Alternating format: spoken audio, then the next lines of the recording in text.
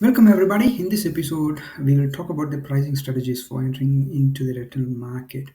This is more about the rental strategies and how to position our rental income generation in the market where we have invested in. Yes, of course, so far we would have done all the due diligence in securing the property, from selecting the right region to the right suburb to the best street profile we can find, and at the same time the property itself. And having done all the due diligence there, now we are into the phase where we are positioning for a rental tenancy placement on the investment that we made.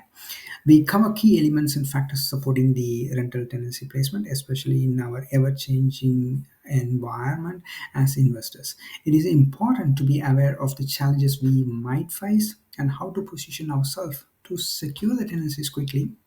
This session will walk you through the key decisions, how to collaborate with the property managers for the best outcome for both the properties. Let's dive in the rental dynamics we need to consider, right? The property managers would be probably be involved from day one, and that's not negotiable. The reason is that before the settlement, you should have all the management authority form being signed or the contract to be signed between you as a landlord with the selected rental agency itself. There are several scenarios where you find yourself in the rental tenancy situation. As a landlord, you have different options. For example, you can list the rental ad even before the settlement, which gives you the time to go to the market and showcase the quality of your property before being rented. This is an opportunity giving a teaser of the property with its features and conditions in the form of photos to the outside market who are looking for rental tenancy based property itself, right?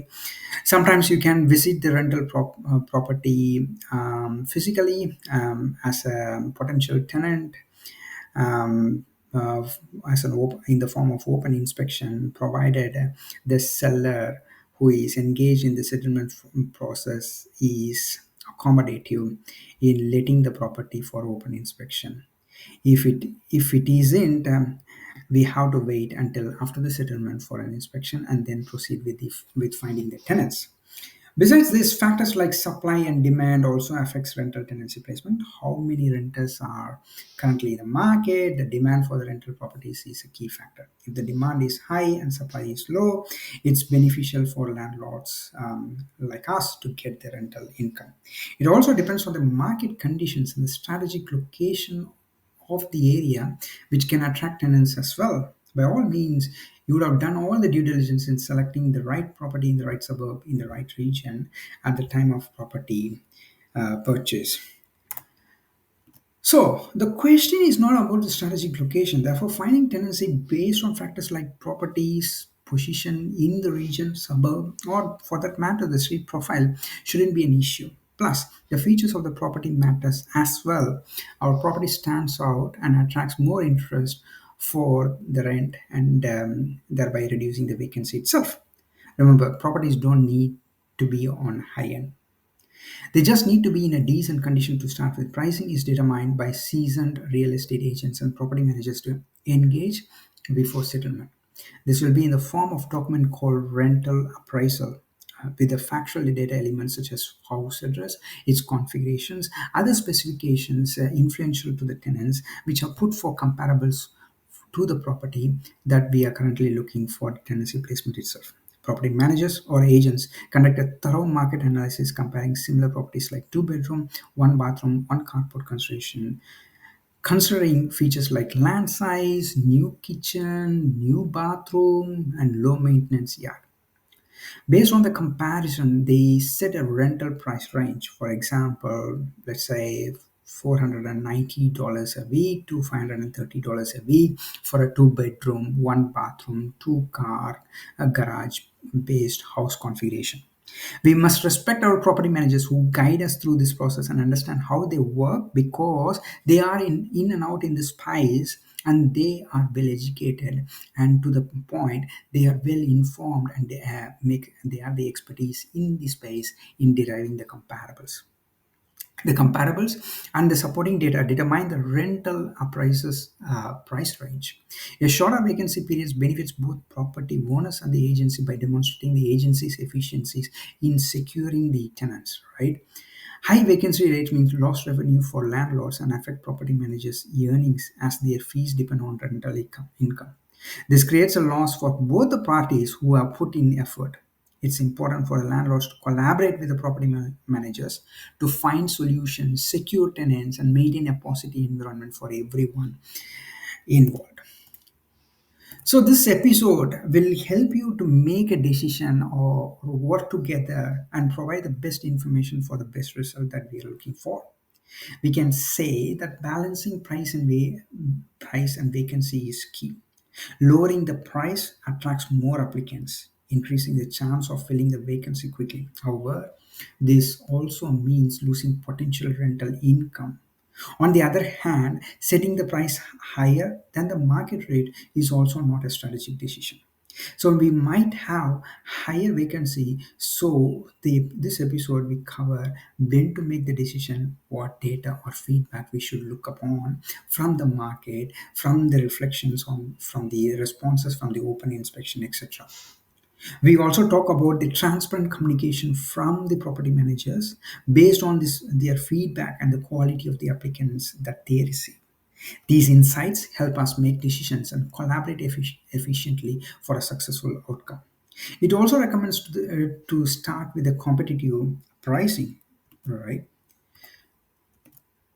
You can start with either market prices or higher prices to test the market. Often, rental appraisals are made 2 months before the settlement, usually. And in a hot market, rental demand and prices can change rapidly. It's usually best to begin with a higher rent to see how the market responds. This approach is useful for properties nearing settlement because it allows landlords and property managers to gauge interest and receive the applications early. Based on the early feedback, they can adjust the rental price to secure the tenants quickly after settlement. This strategy provides valuable insights from the property manager's data, their data platform, and also the application itself, helping us to make an informed decision before and after the settlement. Landlords must work closely and conservatively with property managers to achieve the best outcome quickly. The average vacancy period is 1 to 2 weeks if the rental price is set as low or below the market value. If the priced above the market, it might take over 4 weeks to secure a tenant who values the property features over the high rental price. Collaboration and quick decision, even if not perfect, followed by a performance measurement and corrective actions are key. So let's say you are aiming for a success. And here is the scenario. You have these numbers, and then I can guide you through them with an example. Imagine a landlord needs to make an informed decision with a property manager. The property purchase price is, let's say, hypothetically, 447,000 with a loan amount of 80% of that and an interest rate of 7.5% per year. To figure out the total income, you would calculate the rent multiplied by the number of weeks in a year, right? This allows to determine the profit or loss. Often the properties that we play starts with a negative gearing, and because it's only the growth potential areas, the higher the rent over the period of time, it brings into neutral to positive gearing anyway. So that's the decision behind purchasing the property, but we won't get into that right now. The weekly rent plays a significant role in cash flow calculations. For a property bought at the mentioned price, renting it at around $550 per week, if it's secured by the end of the first week from the rental listing, you would face a negative cash flow of around $10,458. Without securing a tenant by then, by the end of the second week, you would have lost around $11,063. And subsequently, by end of third week, if at all it's not secured with a tenancy, then you would lose around $11,668 is a negative cash flow amongst all the expense that has been factored in. Therefore, it is crucial to work with the property manager to possibly lower the weekly rental expectation by, say, $10 to attract a tenant and secure the tenancy. If you start this kind of adjustment at the week 2 by lowering the rental price in the ad, say from 550 to 540 dollars a week, you might lose around $11,500 at the end of second week by securing a tenant. But you still get a steady income by securing a tenancy. That's the whole point, right? It's about finding the balance in how you position it. So this is a graph that demonstrates that if you want to look into how exactly you are positioning your pricing strategy, and this graph will tell you if you are going for a lower rental incomes, let's say $540 a week, where exactly is your cash flow and how deep the negative cash flow is. So by the end of this second week, you don't have to automatically lower your rental price. It's all about considering various factors: the interest shown by the applicants, turnout at the open inspection, feedback from potential tenants, the number of applicants, and the qualification of the application and the quality of the applications itself. Decisions about pricing should be a collaborative between you as a landlord and your property manager, taking into account how much loss you are willing to accept to secure a tenant quickly. Ultimately, you need to start with a realistic rental appraisal, test the market, and adjust based on the feedback and data from your property manager to get the best tenant placement. I believe that gives a kind of a good overview of how and when and what level of the collaboration that is required as a team by yourself as a landlord with the ecosystem, that is with the property manager, with the leasing agent from the real estate agency who is involved in it, and working towards the best outcome from the rental tenancy placement. That's all I wanted to add here. Thank you, guys.